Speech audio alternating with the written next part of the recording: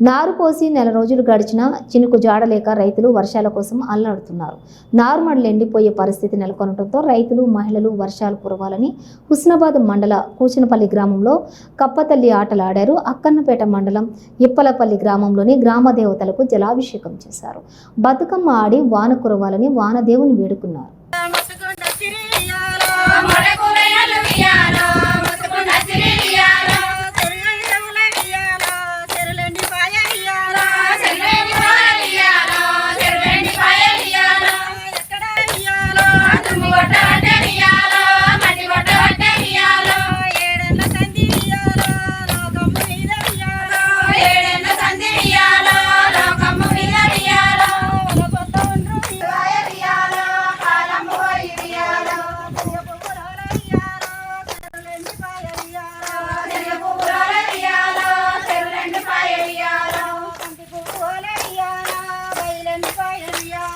Bandiku